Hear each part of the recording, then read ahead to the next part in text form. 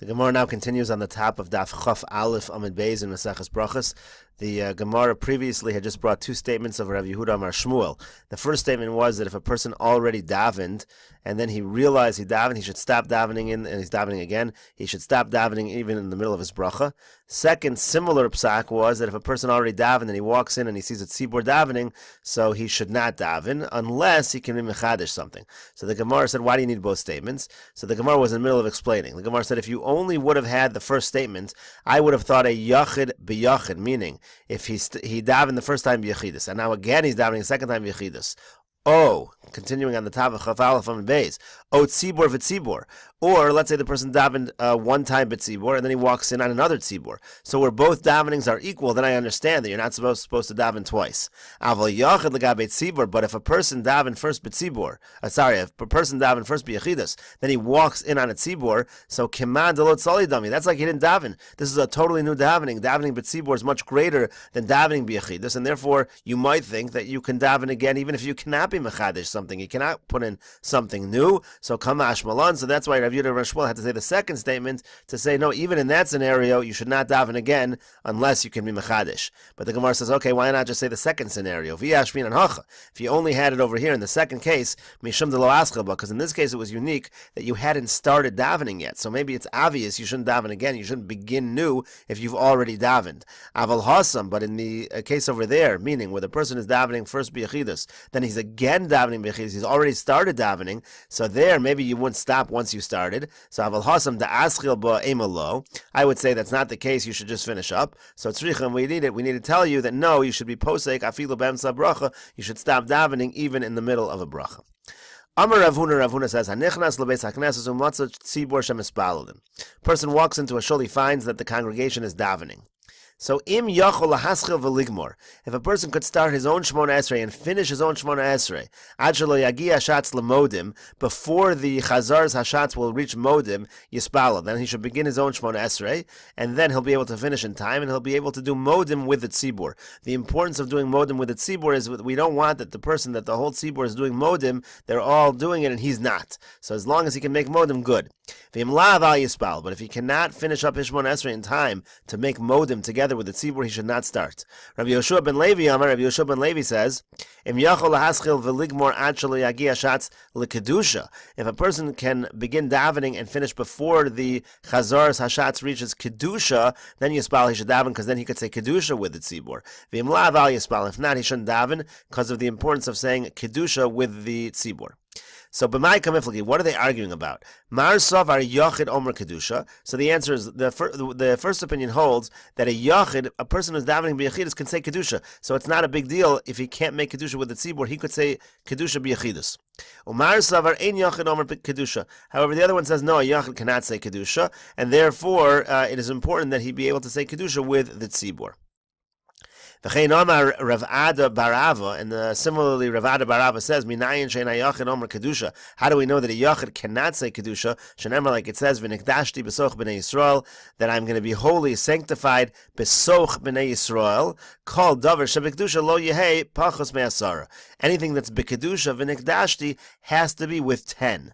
So the Gemara says, "My mashma." How does this pasuk v'nikdashti besoch b'nei Yisrael indicate 10? It says it's going to be besoch b'nei Yisrael, but how do you know that that's 10 people? So the Tani Rav Noi achud Rav Chia bar Abba, because Rav Noi, the brother of Rav Chia bar Abba, taught Asya toch toch. It is learned out from a Gezer Shav of toch toch. Ksiv hach. It says over here v'nikdashti besoch b'nei Yisrael, that I'm going to be sanctified besoch b'nei Yisrael. Uksiv hasam hibadlu mitoch ha'eda hara hazos. That's separate from this congregation. Now, this pasuk is actually talking about the Adas Korach. You should separate from them because they're going to be destroyed. So, Malahalan Asara Afkan Asar. Just like over there, by Adas Korach, it's 10. So, too, over here, it is 10. Now, it's pointed out that a little bit is left out of this drush over here. How do we know Adas Korach? Where's anything about 10 over there? So, it's actually learned out Ada from the Meraglim. By the Meraglim, there were 10 Meraglim. The Ada of the Meraglim was 10 Meraglim aside from Yoshua and Kalev. So we're really learning Ada to the from the Meraglim to the Adas Korach, and then we learn Toch Toch to v'nikdashti besoch b'nei Yisrael. Okay, so the Gemara now continues, and then that is the source again for having a minyan 10 people for a davar shabikdusha. So the Gemara now continues with the kuli alma miyas mifsalo pasuk. everybody seems to agree that a person should not stop in the middle of Shemona Esrei to answer Kedusha. That seems to have been an assumption, right? If a person can finish Shemona Esrei in time to say Kedusha, or you hold that a Yachid could say Kedusha, but there was no opinion that the person should stop in the middle of Tevilah to say Kedusha with its tzibur. So the Gemara says, Ibaylu, they asked, Ma'u lahafsik liyehei shmo hagadol mevarach. What about stopping Tevilah to answer Yehei Shmei Rabbah? Would that be allowed? Ki Yasser Avdi Miyam Rabbi Yehuda Rabbi Shimon Talmid Rabbi Yochanan. When Avdi came, he said in the name of Rabbi Yehuda and Rabbi Shimon, the students of Rabbi Yochanan, Amri lachol ein mafsikin chutz min Yehei Shmo hagadol mevarach. He said, yeah, for all things you don't interrupt the Tevilah except for Yehei Shmei Rabbah. Shafilu osek b'maisa merkava. Even if a person is learning the maisa merkava posek, he should stop. But the Gemara then concludes v'les hilchas akavase. This is not the halacha. The person should not stop for Yehei Shmei Rabbah. Gemara now continues with Rabbi Yehuda's opinion. The Mishnah said, Rabbi Yehuda Omer, Mevarich lifnei mul achareim. A Bal Keri makes a bracha before and after Kriyas Shema. So the Gemara says, L'meimra dekasav Rabbi Yehuda Bal Keri muter b'divrei Torah. Does this mean to say that Rabbi Yehuda holds in general that a Bal Keri is mutter to learn divrei Torah? I mean, that would be the foundational machlokas in the Mishnah, whether there is a prohibition for the Bal Keri to learn Torah. V'yomer Rabbi Yoshua ben Levi, but Rabbi Yoshua ben Levi said, Minayin lebal Keri she'asur b'divrei Torah. How do we know a Bal Keri is asur to learn Torah? Shneimar, like it says, V'odatim levanecha v'levnei vonecha. It says that you're going to teach Torah to your children and your grandchildren. And then right next to it, it talks about the day which you stood at Har Sinai. So a comparison between teaching Torah or to learning Torah and Har Sinai.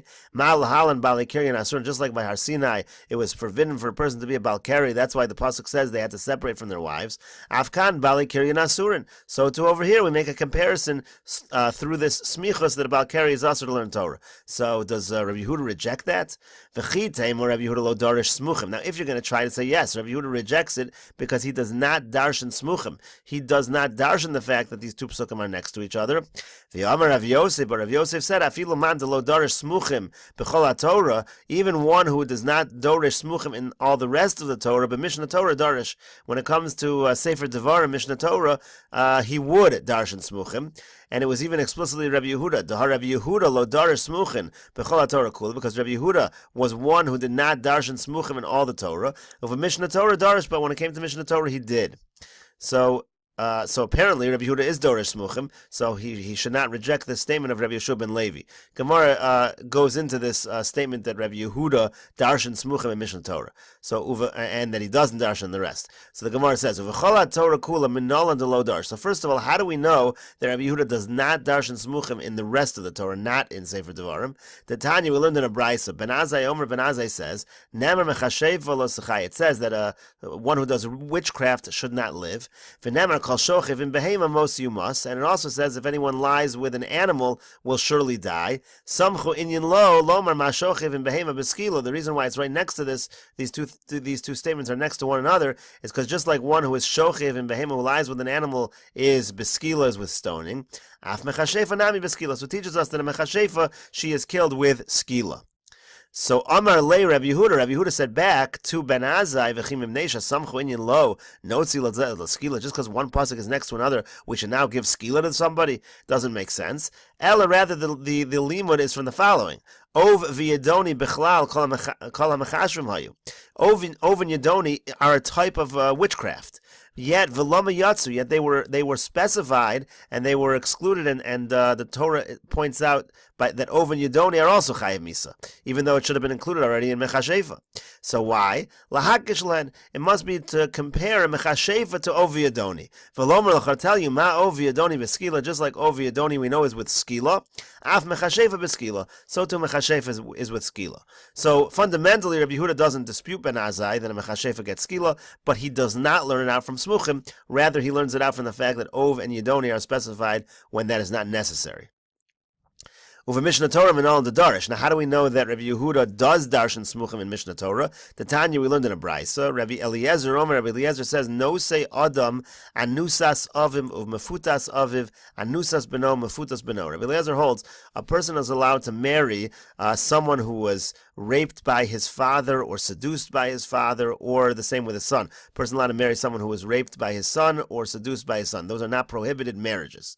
Rabbi Yehuda oser banusas aviv uv mefutas aviv. aviv. But Rabbi Yehuda says no. It's forbidden when it's an anusas aviv by the father, either an anusa or one who was seduced. That would be usher in the case of the father.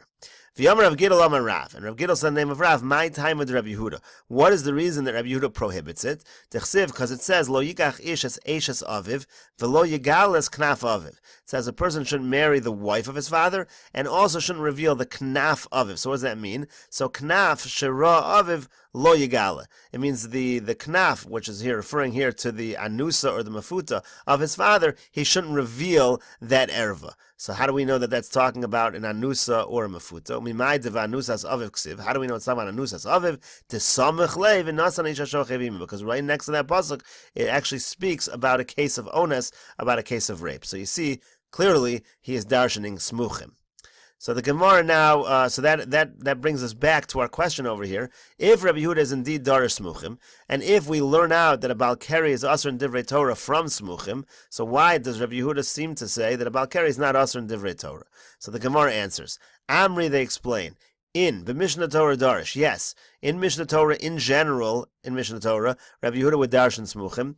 V'hani smuchim nibayle leidach to Rabbi Yehoshua ben Levi. However, here the smuchim can go in two directions. There was another limud that was taught by Rabbi Yehoshua ben Levi, and since it's necessary for that limud, it is not necessary and it is not used to teach us that a bal keri is asur in divrei Torah. What is the other smuchim drasha of Rabbi Yehoshua ben Levi? Diyamar Rabbi Yehoshua ben Levi, because Rabbi Yehoshua ben Levi said, Kol hamilamed livno Torah, anyone who teaches his son Torah, ma'ale olav hakasav kilu kibla me'ar chorev, it is comparable, according to the pasuk, to somebody who accepted it from Har Sinai. Shenamar, like it says, the same smuchim. V'odatim levanecha v'levnei vanecha. It says you're going to teach your sons and your grandchildren Torah. Malamed levno Torah. Uchsib ba'asrei. And it says after Yom asher amartu levnei Hashem elkecha b'chorev, the day you stood at Har Sinai. Okay, so now the Gemara says, now we learned in a Mishnah. Zav shara keri. So the case over here is the person's already tameh. He's already a zav, and then he also becomes a bal keri. V'nida shepalta shichva zera. Similar case. A woman is already a nida, and then she lets out shichva zera. So that has the same status as a bal keri as well. And then a third case, hamishameshes, one who has relations, v'ras adam, and then she sees blood. So again, it's bal keri status because she was mishameshes, she had relations, and then she became a nida, she saw blood. So all of those cases, tzrich and Tevilah, they require Tevilah for limud Torah. So then Rabbi Yehuda poter. So then the Mishnah says that Rabbi Yehuda in these cases says you are poter. So the Gemara now explains the reasoning here. Ad kan lo poter Rabbi Yehuda el bezav shara keri. Rabbi Yehuda only said poter in this case because the person was already a zav, and then he saw keri. The Tevilah is not going to help him at all. He's already been tamei to begin with as a zav. To make kara lav bar Tevilahu. Right from the beginning already, he wasn't somebody that Tevilah is going to help. A zav, it takes 7 days for the person to become pure. Aval bal keri greda mechayev. The implication of the Mishnah is that Rabbi Yehuda would certainly require Tevilah for someone who is just a bal keri. The Mishnah is going out of its way to say that a zav shara keri, for that person Rabbi Yehuda paters. So it sounds like a bal keri doesn't need to be tovel. It's a contradiction with the way we're understanding Rabbi Yehuda up till now. The Gemara says, V'chi teima hu adin dafilu bal keri greda nami pater Rabbi Yehuda. Maybe you'll suggest that Rabbi Yehuda actually says any bal keri is pater from Tevilah. And the reason why we are talking in this mission about a zav shara keri, it's just to tell you the strength of the Rabbanan, that even in this case the Rabbanan require Tevilah. But Rabbi Yehuda would always say pater. So you can't say that the focus of this mission is on the Rabbanan, the Gemara says. Look at the end case. It said that a person needs Tevilah if she is mishameshes and she sees blood. So Laman, Katanila, for whom are we learning this? If you're going to say like we're saying now, that it's to teach us the koach of the Rabbanan, a chiddush of the Rabbanan, so Pshita, this last case would be obvious. Hashta umaz zav shara keri, a zav who sees keri, to make karalav bar Tevilah. He was already not a bar Tevilah from the beginning. He was a zav beforehand. Mechayvi Rabbanan, yet the Rabbanan say such a person has to do Tevilah. Hamishameshes v'ras adam, somebody who the blood is only coming after, to make kara bas Tevilah, that at the time of them that she's mishameshes, she is a bas Tevilah. Lo kol shekain, certainly she's going to have to do Tevilah. So there's no way that last case is a chiddush in the Rabbanan.